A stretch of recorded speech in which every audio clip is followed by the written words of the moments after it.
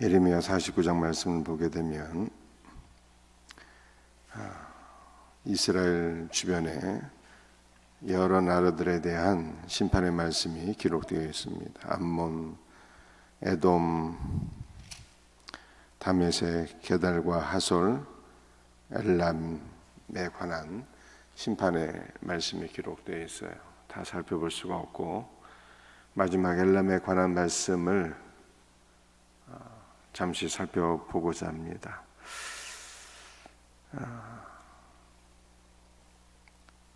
36절 한 절만 읽어보겠어요. 만군의 여호와가 이같이 말하노라.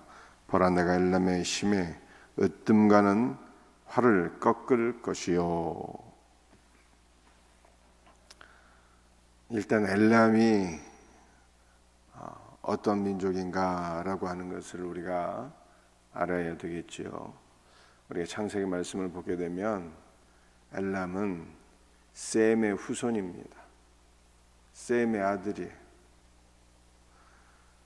엘람은 지금의 우리 고대의 메데 바사라고 하는 나라가 있었는데 이 바사 왕국을 형성하게 돼요. 바사 왕국. 이 바사 왕국은 이 페르시아 민족을 가리키는 것입니다. 그래서 엘람은 이 바사 왕국, 즉 페르시아 민족에 관한 심판의 말씀이다라고 하는 것을 여러분들이 이해하시면 좋겠어요. 이 엘람이 어디에 위치해 있는가 하면은 가나안 땅이 있으면은 가나안 땅 동쪽 자 끄트머리에 있어요. 끄트머리. 엘람이라고 하는 나라를 하나님께서 심판하시겠다 이렇게 말씀하고 계세요. 그 엘람이 왜 심판을 받게 되는가 하면 오늘 본문에는 엘람이 심판을 받게 될 이유를 말씀하고 있지 않지만 이사야서 22장 말씀을 보게 되면 이 엘람이 이스라엘과 더불어 전쟁하게 됩니다. 그래서 하나님께서 이스라엘과 더불어 전쟁한 이 엘람을 심판하시겠다 이렇게 말씀하시는 거예요. 그런데 35절 말씀을 보게 되면 하나님께서 엘람을 심판하시는데 엘람의 심에 으뜸가는 활을 꺾겠다 이렇게 말씀하세요. 우리가 이사야서 22장 말씀을 보게 되면 말씀드린 것처럼 엘람이 이스라엘과 전쟁하는데 그들이 화살통을 붙잡고 화살을 당기며 이스라엘과 더불어 전쟁했다. 이러한 표현이 나옵니다. 그러니까 이스라엘과 더불어 전쟁했던 이 엘람이라고 하는 민족은 화살을 특별히 잘 쏘는 민족이었다는 거죠. 그들의 강력한 힘이 화살에 있었다는 거예요. 이것을 오늘날 우리가 달리 표현하게 되면 굉장히 국방력이 강한 그러한 민족이었다는 거예요. 싸움을 잘하는 민족이었어요. 그런데 35절에서 주께서 말씀하시기를 내가 엘람의 힘에 으뜸가는 엘람의 힘의 원천인 그들의 활을 꺾으리라 이렇게 말씀하신 것이죠.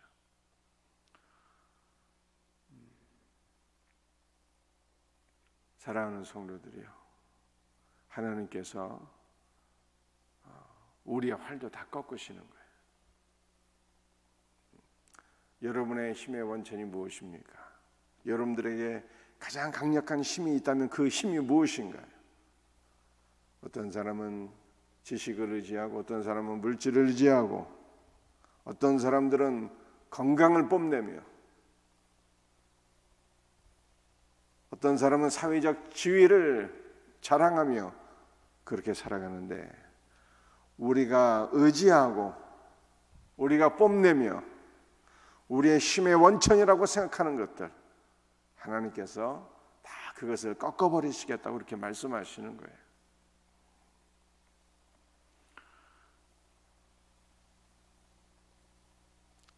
37절 말씀을 보게 되면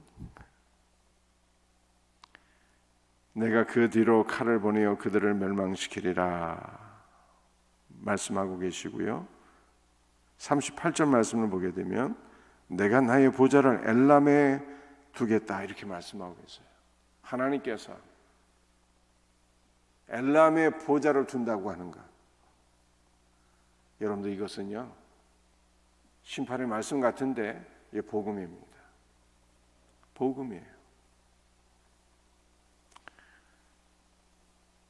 33절 말씀을 보게 되면 이 하솔이라고 하는 민족에 관한 심판의 말씀이 나오거든요.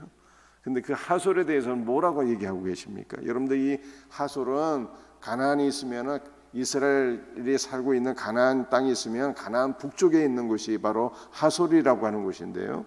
33절 말씀을 보게 되면 그 하솔에 대해서는 큰 뱀의 거처가 되리라 이렇게 말씀하고 계시죠. 하솔은 큰 뱀의 거처가 되는데 큰 뱀이라고 하는 건 마귀의 처소라는 거예요. 마귀의 처소. 33절.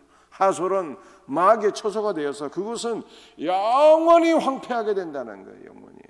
회복이 안 돼요. 회복이. 그런데 오늘 본문 말씀 37절 38절 말씀을 보게 되면 하나님께서 나의 보좌를 엘람에 두겠다라고 말씀하고 계시죠. 엘람에 하나님께서 심판의 보좌를 두시겠다는 거예요. 내가 그들을 칼로 멸할 것이다 이렇게 말씀하고 계세요. 하나님께서 심판의 보좌를 두셔서 칼로 그들을 다 멸망시키시는데 그들의 모든 강함을 다 꺾으시겠다는 거예요. 하나님께서 말씀의 검으로 하나님께서 우리 안에 내주하시며 하나님께서 말씀의 검으로 성령의 검으로 우리의 모든 육체의 강함들을 다 치시고 꺾으시겠다고 말씀하시니까 이게 얼마나 감사한 일입니까? 그러므로 엘람은요 회복이 됩니다.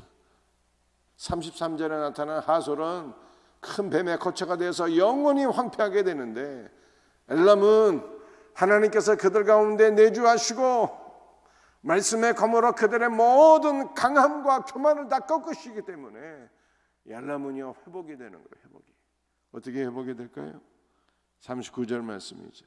그러나 말일에 이르러 내가 엘람의 포로를 돌아가게 하리라 여호와의 말씀이니라 이렇게 말씀하고 있어요. 엘람의 포로를 돌이키시겠다, 회복시켜 주시겠다는 거예요. 그래 참으로 놀라운 것은요 사도행전 2장 9절 말씀을 보게 되면 오순절에 흩어진 디아스포라가 예루살렘에 다 모이게 되는데 오순절에 성령의 충만함을 받은 베드로를 위시한 사도들이 뛰쳐나가서 복음을 증거하는데 십자가에 죽으시고 부활하신 그리스도를 하나님께서 너희의 주와 구원자로 세우셨다고 하는 복음을 증거하게 되는데 그때 모여든 세계 각국에서 모여든 사람 가운데 사도행전 2장 9절 말씀을 보게 되면 엘람이 들어가 있어요. 엘람이 들어가 있다니까요. 엘람이 오순절에 예루살렘까지 와서 하나님의 말씀을 듣고 베드로가 증거한 복음을 듣고 구원받게 돼요. 여러분들 오늘 이 말씀을 정리할 것 같으면 하나님께서는 엘람을 심판하시는데 엘람이 의지하는 그들의 강력한 힘의 원천인 화살을 꺾으시고 그들을 심판하세요. 이 얼핏 보면은 심판에 관한 말씀 같은데 복음이에요. 하나님께서 그들 가운데 처소를 보좌를 두시고 그들 가운데 함께 하시며 그들을 말씀의 검으로 그들의 모든 강함을 꺾으시고 회복시켜 주시겠다고 말씀하시는데 그 회복이 사도행전 2장에 성취가 되는 거예요. 성령께서 임재하실 때 베드로의 복음을 듣고 그들이 회복되는 역사를 말씀하고 있습니다. 여러분들 이 말씀을 조금 더 살펴보기를 원해요. 오순절에 성령께서 임재하셨어요. 베드로에게 임재하셨고 12 사도들에게 임재하셨고 초대교회 성도들에게 임재하셨고 베드로가 증거하는 모든 말씀을 듣는 이들에게 또한 성령이 임재하셔서 그날에 구원받은 숫자가 3,000이나 되었더라. 이렇게 말씀하고 있잖아요. 여러분들, 성령은 어떤 분이십니까? 성령은 그리스도의 영이에요. 그리스도의 모든 것을 우리들에게 부어주시는 영이에요. 성령은 그리스도의 영이라니까. 그리스도는 기름을 부어주신다는 뜻이거든요. 성령은 그리스도의 영인데 그리스도의 모든 것을 우리에게 기름 부어주시는 영이에요. 그러므로 엘람에 관한 말씀 가운데 우리가 여러분들 취해야 될 말씀이 무엇입니까? 그것은 성도는 자기의 강함으로 살아서는 안 된다는 거예요. 자기의 강함으로 사는 자는 하나님께서 다 꺾어버리신다는 거예요. 그렇다면 성도는 무엇으로 살아야 되는 것입니까? 여러분들, 엘람이 사도행전 2장에서 베드로가 증거한 말씀을 듣고 그리스도의 영으로 그리스도의 모든 것을 기름 부음 받게 되잖아요. 그러므로 우리는 그리스도로 사는 자가 되어야 된다는 거예요. 엘람에 관한 말씀의 교훈, 성도는 나의 강함으로 사는 자가 아니라 그리스도로 기름 부음 받아서 내 안에 내주하시는 그리스도의 생명으로 살아가는 자, 그리스도의 은혜로, 그리스도의 예수 그리스도로 살아가는 자가 되어야 된다라고 하는 것을 성경이 말씀하고 있는 거예요. 여러분들, 바울이 로마서에서 뭐라고 말씀하고 있습니까? 오직 의인은 믿음으로 말미암아 살리라 라고 말씀했잖아요. 여러분들이 산다는 것이 그냥 하루하루 살아가는 것을 의미하는 것이 아니에요. 그 원문의 의미는 오직 믿음으로 말미암아 살리라 라고 말씀하시는 그 살리라가 생명을 가리키는 거예요. 생명.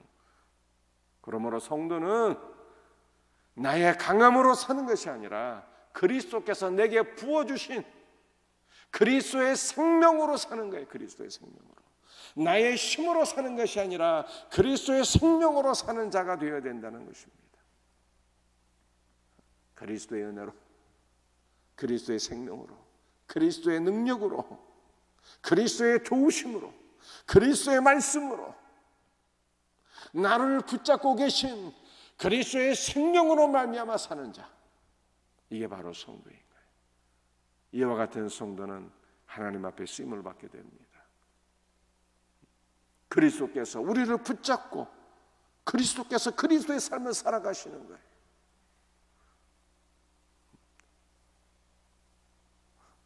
제가 그리스도의 생명에 사로잡히게 되면 그리스도께서 저를 붙잡고 생명샘교회 담임 목사가 되셔서 목회하시는 거예요.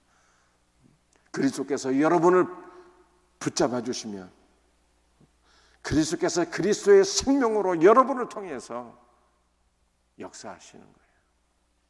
그러므로 우리는 오늘 새벽에도 기도해야 되는 거예요. 주 예수여, 나의 강함으로 살지 말게 하시고 그리스도의 영으로 기름 부음을 받아서 그리스도로 살아가게 하소서. 그리스도의 은혜와 그리스도의 생명과 그리스도의 능력과 그리스도의 말씀과 그리스도의 복주심으로 살아가게 하소서라고 기도하셔야 돼요. 여러분들, 우리 주님은 만복의 근원이시에요.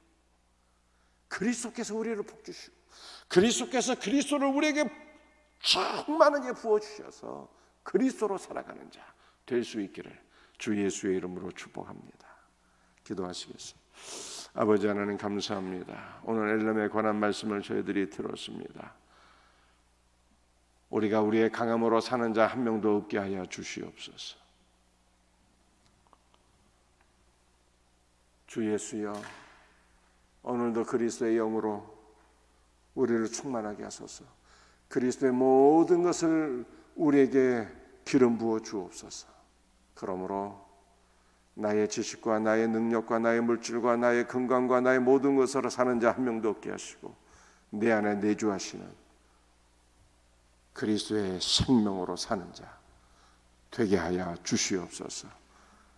주 예수님, 오늘도 우리 모두를 붙잡아 주셔서 그리스도의 능력에 사로잡히게 하시고 그리스도의 능력으로, 그리스도의 복주심으로, 그리스도의 은혜와 생명과 말씀으로 살아감으로 우리의 삶의 모든 영역이 회복되는 역사가 일어날 수 있도록 주 예수여 도와주시옵소서.